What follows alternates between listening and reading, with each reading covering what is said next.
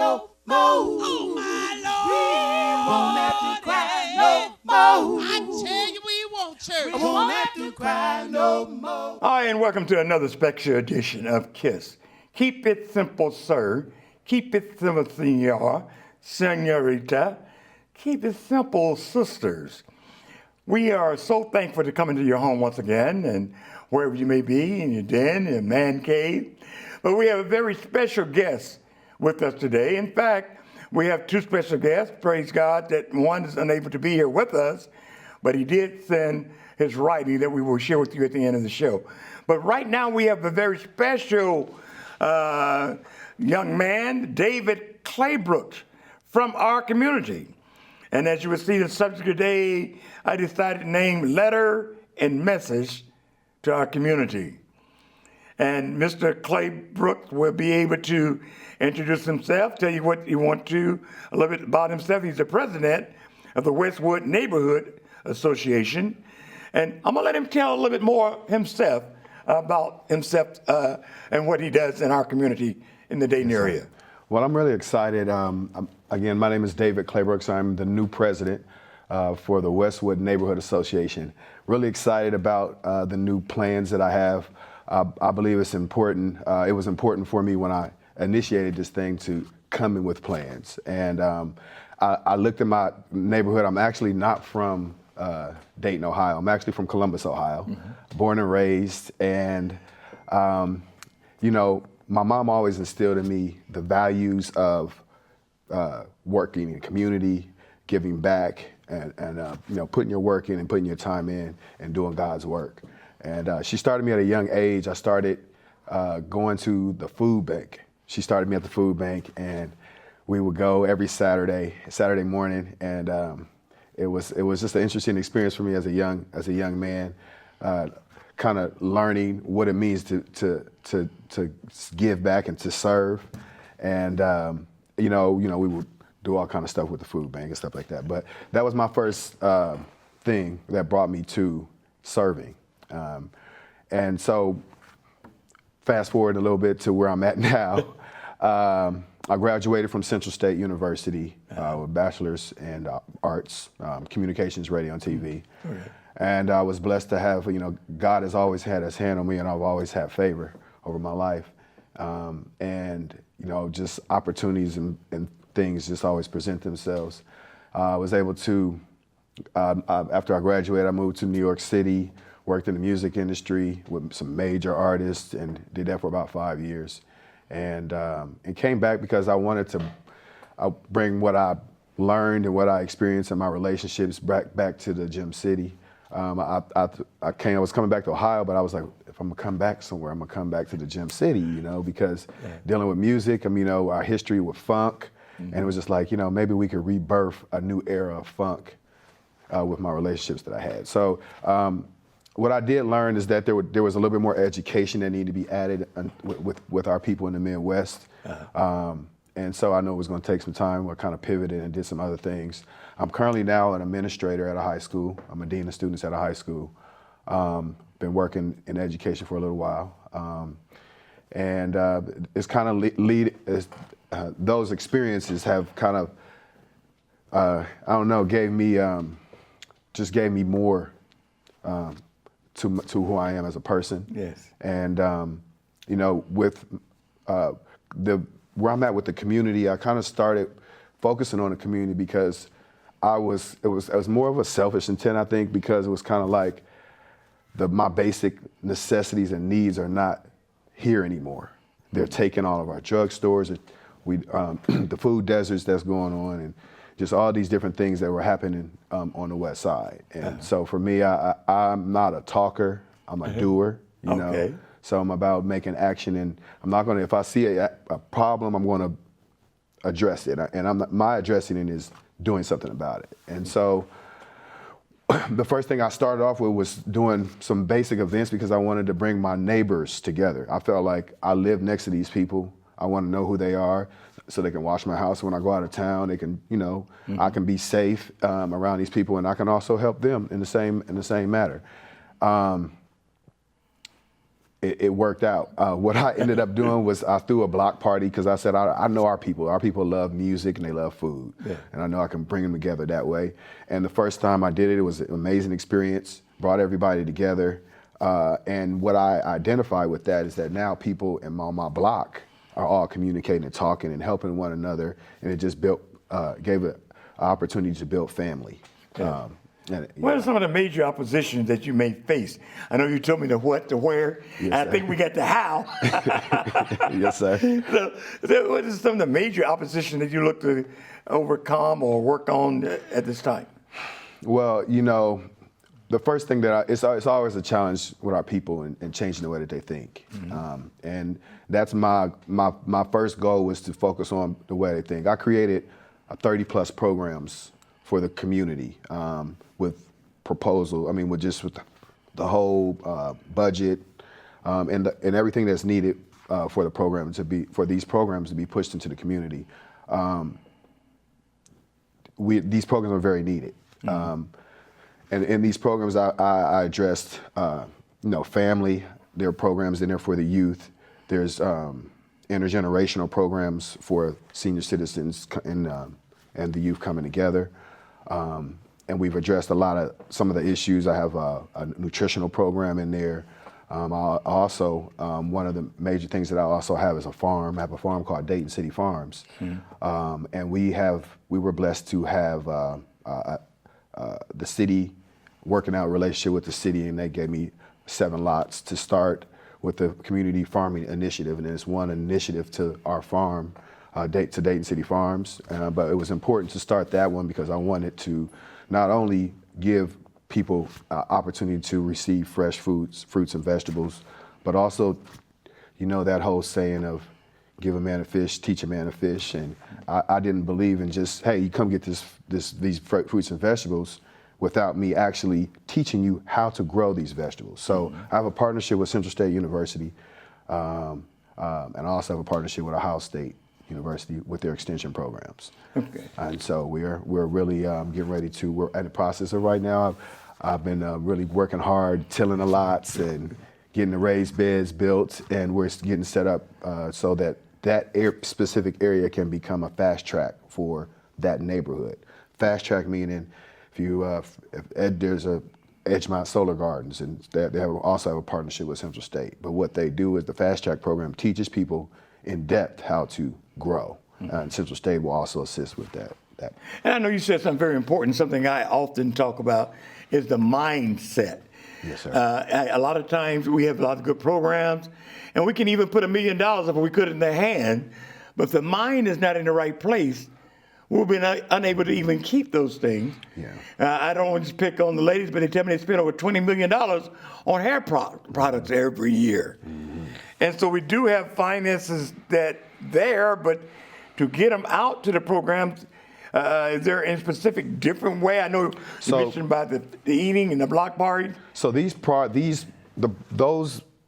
So outside, I know I kind of went all around. That's all right. But some of the events that I were doing were events to bring people together. Uh-huh. When we bring those people together, we also bringing them some opportunities to get some education. Yes. So we'll bring some community vendors there that everything that when I talk about these programs though, there's a cost to them, but the cost comes from the centers mm-hmm. and the organizations. And we also have a team of grant writers that also help identify money for some of the programs that we have to help with an organization that may want some of these programs.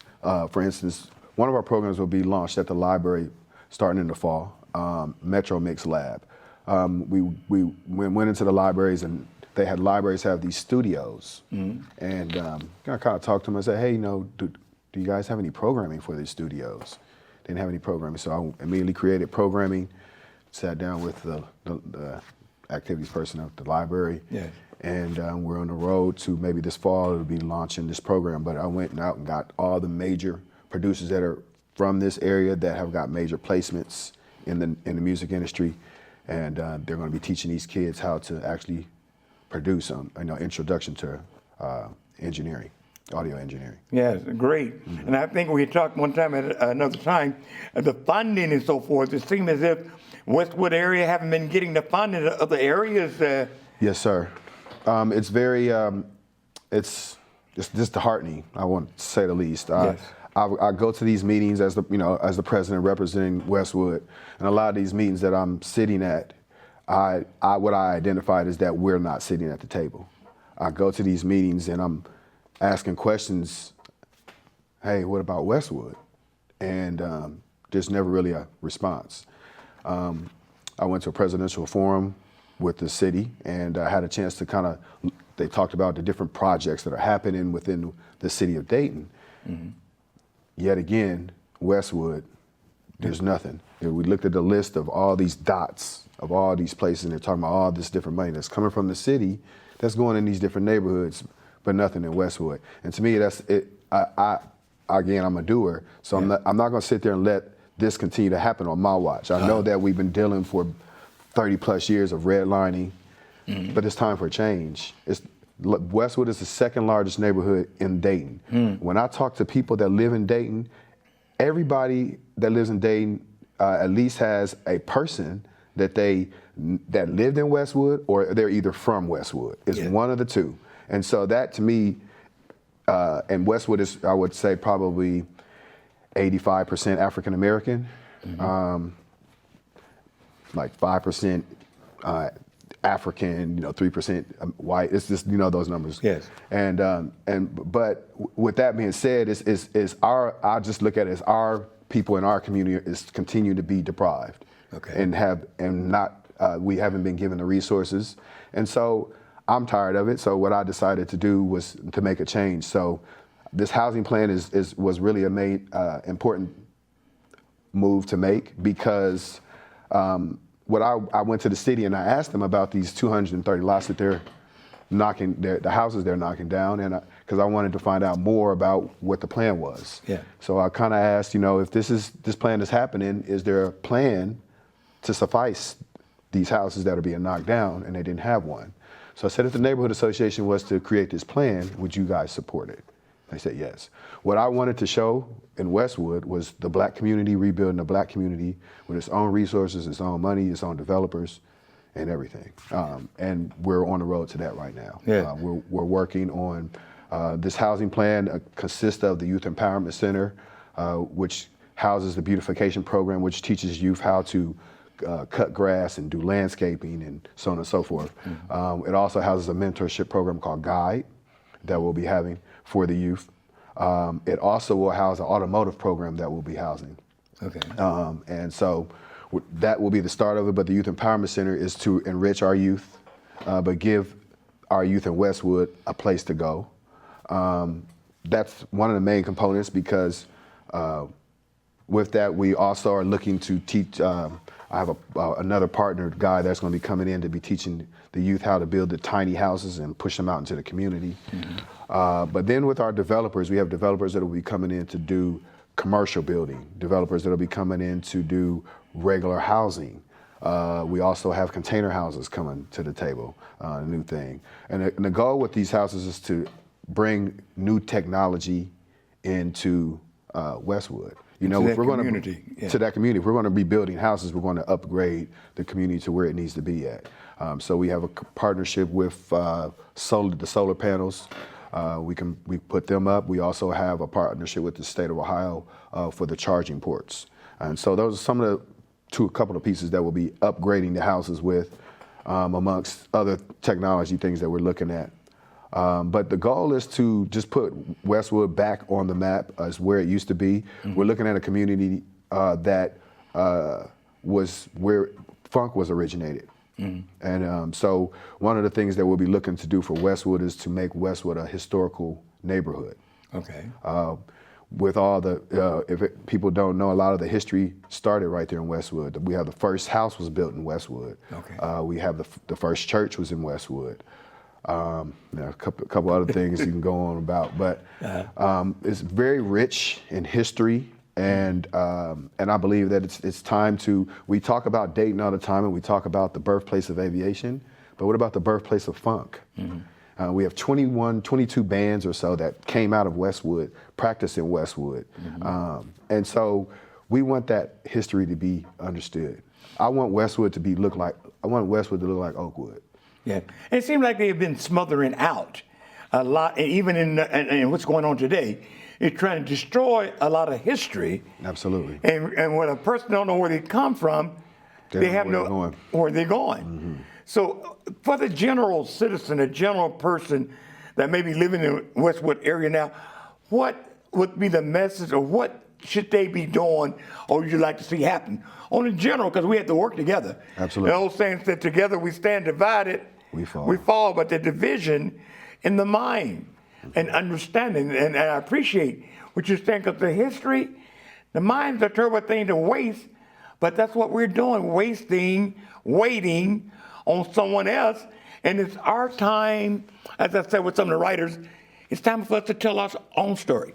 Yes, sir. And not wait for some other one or somebody else to write it for to tell our story. Mm-hmm.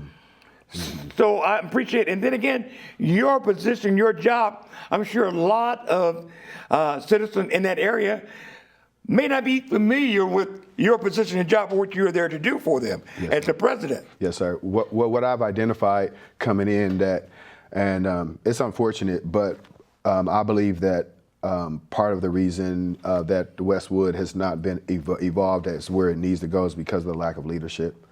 And my goal is to get everybody to understand who I am and who I am in God, and what He's put on my life. What I'm doing is already it's ordained by God, I believe, and God is working His magic and doing what He does. And with me putting a little faith, a little works in there, of course. But I mean, what I've been in this journey, what I've identified is that it's been an awesome journey, because I've been able to see God from a different perspective. Mm-hmm. I've been able to see Him like, I've grown up in the church and I've always been connected with God. I've always had a strong relationship with God. But in this season, it's been different. It's a different experience. Yeah. I'm seeing His greatness in a different light, and it's been in this season. If I never knew God, I'd know Him now. I mean, because I'm walking in rooms, and stuff is already laid out for me. Yes. Just a different experience. And I think that one of the biggest things I understand, I'm sure you notice too, one of the things that seems that's happening with our young and some of the older ones, we have lost hope. And so they don't even know what faith is and the benefits of knowing there's God that looks over and cares about us. Being able to share that with generation, me as a minister, pastor, and leaders in so many areas, so many of the generation of young people now have no knowledge about, or even to respect, to understand the realness of who God is. Mm-hmm. So without hope, there's suicide. Without hope, we're lost. Yes. And I know we just said years ago, Jesus said, keep hope alive. Where has hope gone? When our children and our families lose hope, that's right there, called the demise of a community. Yes. The destruction of the community. Yes. Where there's no hope. Mm-hmm. And I thank God for you also said, because you have a vision. The good book said, without a vision, the people perish. Mm-hmm. Is there some way, maybe if someone wanted a personal contact as a leader, to sit in and talk with you, or? Well, what we're trying to do, not trying to do, I don't use those other cuss words for me. What we are doing, I have 5 committees that I've launched within the neighborhood association. We've had our meetings, and we've been great turnouts. We've had some amazing people come. Mm-hmm. It is not always about the quantity, it's all about the quality of people that come. Yes. And I've had some great meetings, and a lot of positive things are moving forward. But one of the things that I would encourage people to do is to join the neighborhood association with Westwood. I said we have 5 committees: mm-hmm. the fundraising committee, the beautification committee, the housing committee, the membership committee. I'm probably missing one too. That's okay. I know we have the events committee as well. Those are some of the main ones that I push forward because those are the most important right now. Bringing some money to the table with our grant writers and also just money that we can bring in through our investment group that we have a partnership with. But the membership committee is really important. We're getting ready to start doing membership drives all around. I'm a DJ as well, so I'll pull out my equipment and we'll give out some free hot dogs and get people to sign up in Westwood, because that's the important thing is getting the information out there. Yes. I think it's very important. Like when I go to these meetings, I'm bringing this information back, and I've identified that there's so much information and so many things that can benefit our community that has not been brought to the community. And so I'm really trying to get information in general. I'm trying to upgrade our community, change the way people think, and it starts with people coming. People have to come, but again, they have to be re-educated on a neighborhood association. A lot of people, there hasn't been active leadership, so there's a lot of young people that never even know what a neighborhood association even is. They don't even know what the purpose of it is. So I'm identifying that there's a lot of education that has to be done with that. Once we get people in, I always say this thing, it's not about getting a buy-in for people. It's now about getting people to believe in, not buy in. Right. Buying in is only for a period of time. Yeah. Believing in, once you get them to believe in, that changes the whole parameter of how Westwood will go, when we got people to really believe in what's going on. And seeing is believing. And so as I'm talking, I'm also doing, and there will be stuff that will be seen. We do already have the farm going, but I've been working with the land bank, and we're looking at some, they've already given us some lots that we're working through right now to solidify. But we're going to start there, and we're going to show in good faith what we can do with those lots, and then we're going to go back to the table and renegotiate where we can go there with our investment group. So, and I don't like the ways that I know you probably are aware that's driven between people in general, the seniors and the youth. Talk about a generation gap. Mm-hmm. But the good book said the old, we call them because they know the way, and the young because they're strong. Mm-hmm. Being able to work together as a body and try to get rid of that wedge that's been driven there. Mm-hmm. I know the 911 calling the parents that was disciplining them caused a lack of trust within the home, the youth against the elderly adult. Is there something you bring together that bring this knowledge together that the youth began to respect and the elderly also respect the youth position? Well, we have I mentioned my programs earlier that we've created, and a couple of the programs that we have in there are intergenerational programs that give the senior citizens and the youth a chance to come together, and the youth give their thoughts and opinions, and they can talk. It's actually our growing program. It's called the Heritage and Harvest Program. And we'll be launching that program at the Dakota Center. We're working with them right now to try to get that program launched.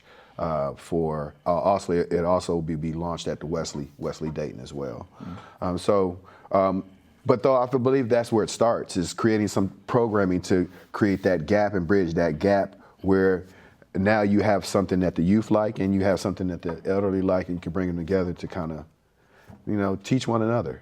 Yes. And I think that's important for just our existence. We miss in our communities, we miss in this past, so a lot of these generations have missed the wisdom from our grandparents and our elderly. Yes. And with Westwood being, the percentage is very, very high. I believe it's 50-some% of those people that live in Westwood are senior citizens. Yeah. And so, and I think the number actually might be higher, I can't remember, but to know that we have a high number, yes.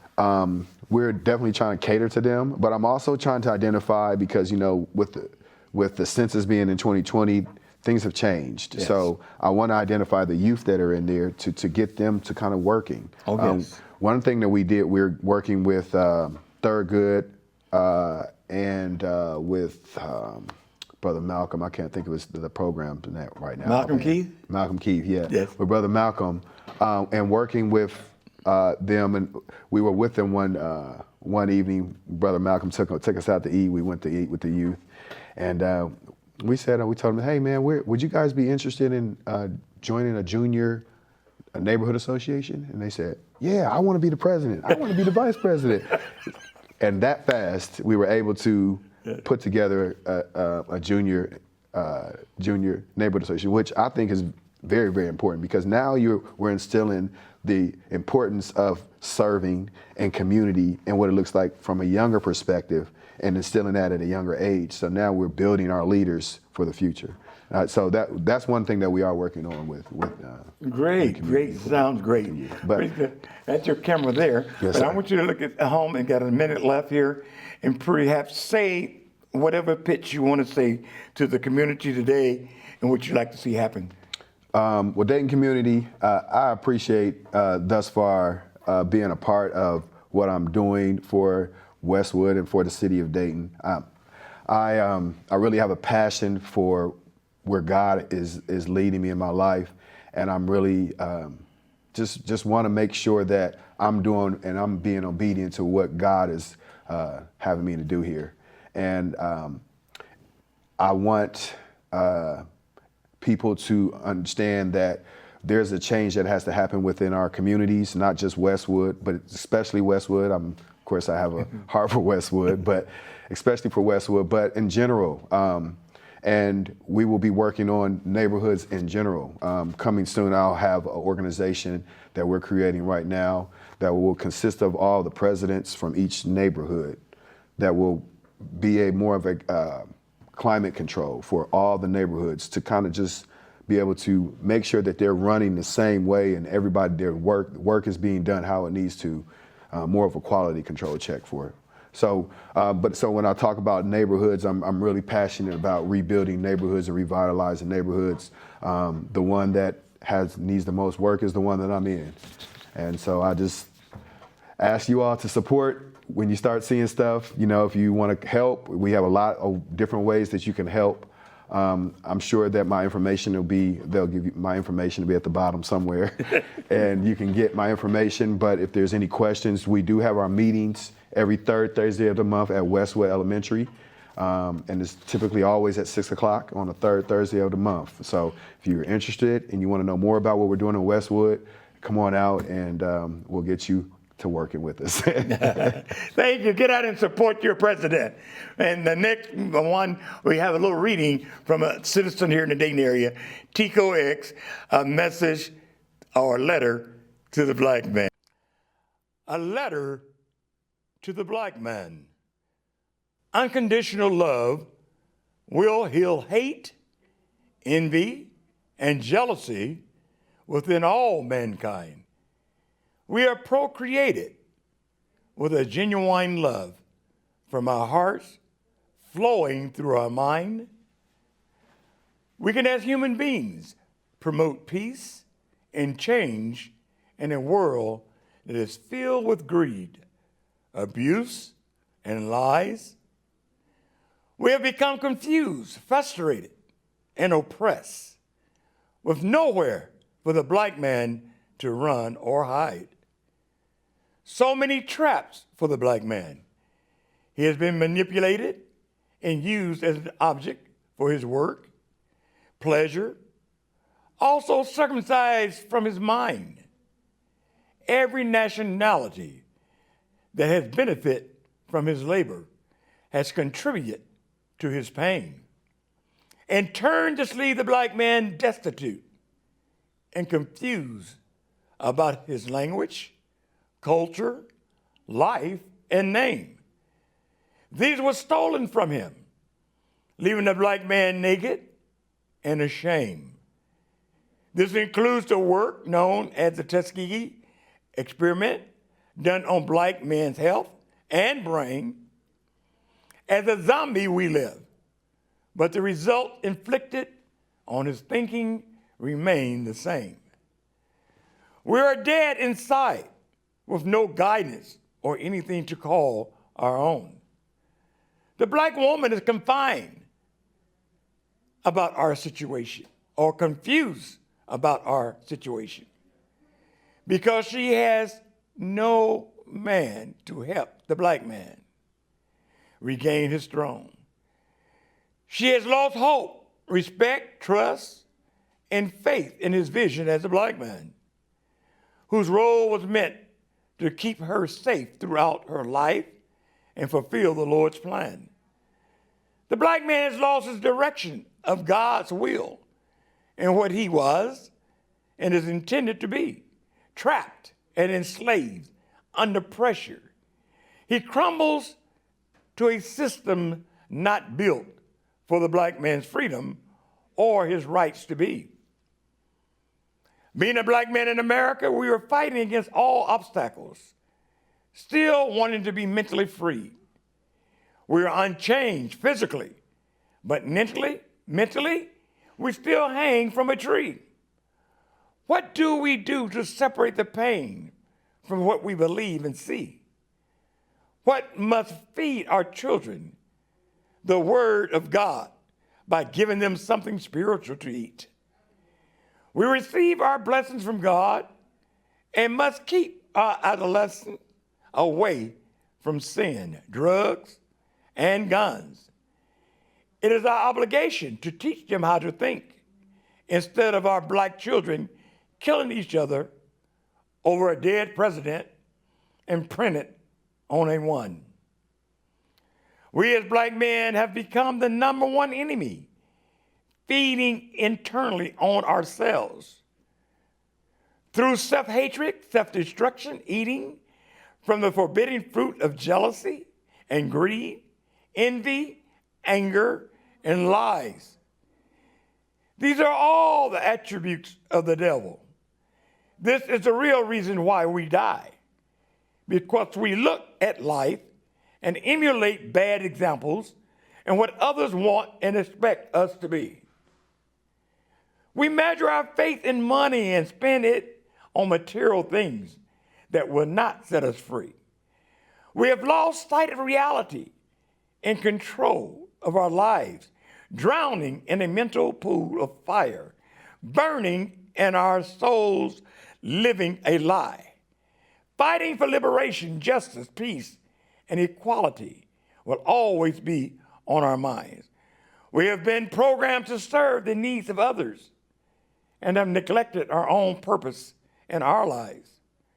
Our children's exposure to social media, secular music, and television is showing them the wrong way on how to live and survive. We must follow the Spirit of God that exposes love and truth, seeing beyond the eyes. The temptations are the result of fleshly desire that grow in our mind. Without being prejudiced at all, the devil could be black or white, with no father figure to guide our children to see God's light. We live in a household that is divided against itself. How can we survive? For his name's sake, we are born with his breath of life, molded from God's hand. We are fearfully and wonderfully made in his image. Behold the creation of the black man. So much has happened to the black man.